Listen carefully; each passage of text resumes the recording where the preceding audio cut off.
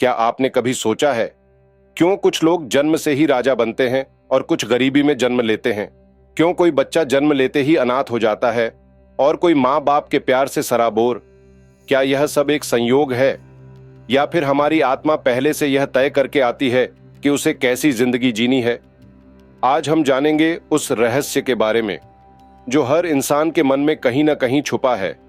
क्या हम जन्म से पहले अपनी किस्मत चुनते हैं? यह प्रश्न केवल जिज्ञासा नहीं बल्कि आत्मज्ञान की ओर पहला कदम है।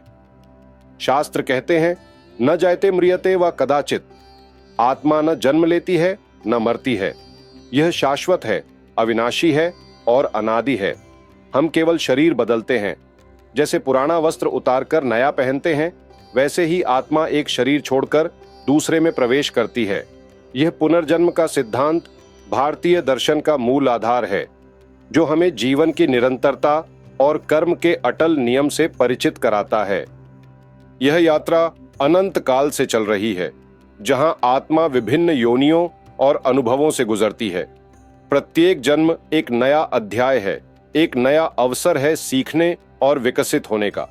लेकिन सवाल यह है, जब आत्मा नया शरीर चुनती है, क्या वो केवल भगवान की इच्छा से होता है या आत्मा खुद अपनी किस्मत लिखती है? क्या इस ब्रह्मांडीय नाटक में हमारी कोई भूमिका है या हम केवल नियति के हाथों की कठपुतली हैं? गरुड़ पुराण, कठोपनिषद और अन्य उपनिषद बताते हैं कि मृत्यु के बाद आत्मा कुछ समय तक आत्मलोक में रहती है। यह वह सूक्ष्म लोक है जहां आत्मा अपने भौतिक शरीर को त्याग कर विश्राम करती है और अपने पिछले जीवन का सिंहावलोकन करती है। यहां हमारे कर्मों की पूरी कहानी हमारे सामने होती है। हर अच्छे कर्म, हर पाप, हर अधूरी इच्छा, सबका हिसाब हमारे सामने रखा जाता है। यह एक प्रकार का आत्म मूल्यांकन है, जहां आत्मा स्वयं अपने कर्मों के परिणामों को देखती और समझती है। कहा जाता है कि उसी समय आत्मा ब्रह्मांड के नियमों और अपने संचित कर्मों के अनुसार तय करती है अगला जन्म कैसा होगा, कहां जन्म लेना है, किस परिवार में, कौन सी चुनौतियां झेलनी हैं, कौन सी खुशियां मिलनी हैं।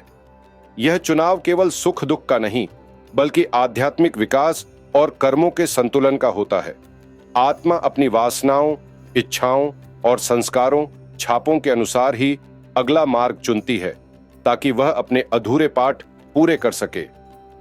पश्चिम की पास्ट लाइफ रिग्रेशन थेरेपी में भी एक रहस्य सामने आता है। कई लोग ध्यान और हिप्नोसिस में बताते हैं कि उन्होंने अपनी आत्मा के साथ एक अनुबंध किया था। यह कोई लिखित समझौता नहीं बल्कि आत्मा का एक गहरा संकल्प है।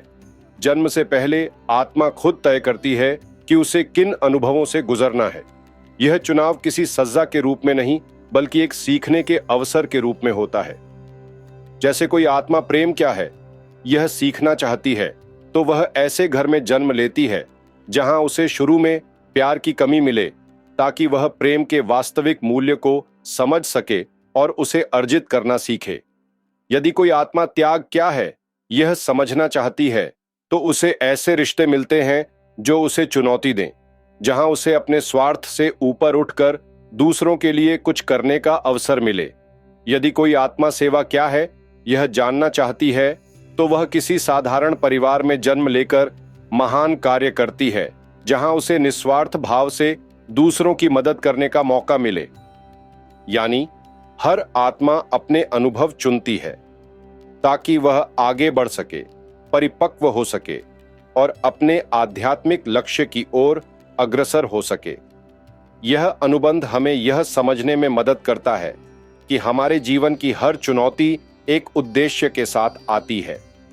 लेकिन इसका मतलब यह नहीं कि सब कुछ पहले से ही तय है और हम केवल कठपुतली हैं।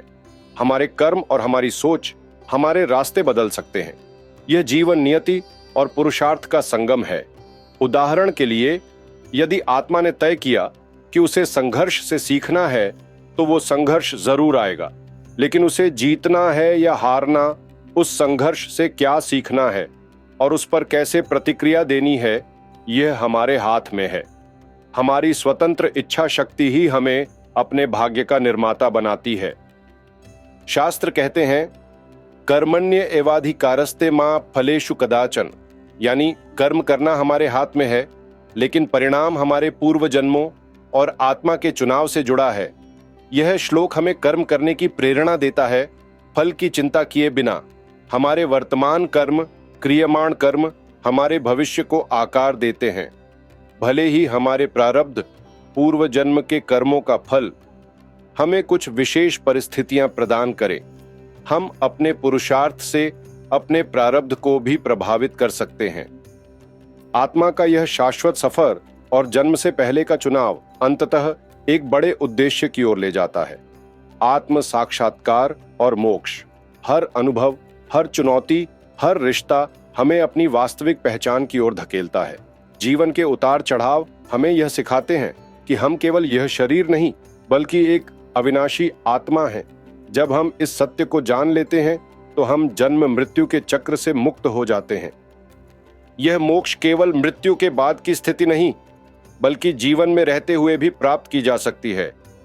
यह अज्ञानता से मुक्ति है, जहां हम अपने आप को सीमित शरीर और मन से अलग पहचानते हैं।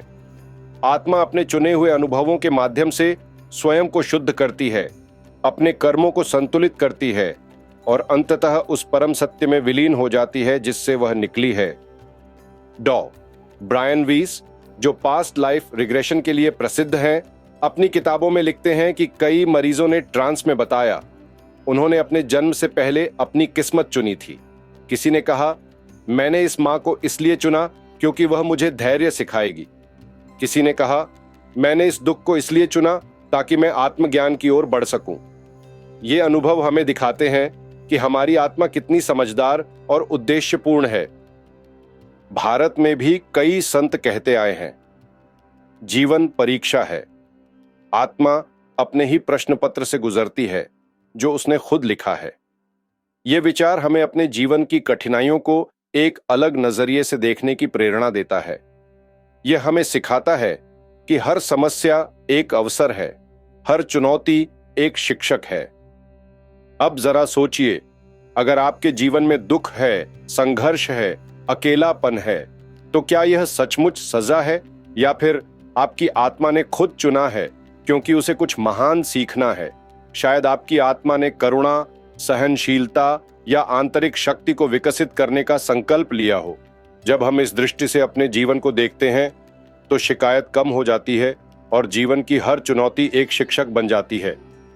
यह दृष्टिकोण हमें अपने जीवन की घटनाओं के प्रति अधिक स्वीकार्यता और कृतज्ञता सिखाता है। हम यह समझना शुरू करते हैं कि हर अनुभव, चाहे वह कितना भी कठिन क्यों ना हो, हमारी आत्मा के विकास के लिए आवश्यक है।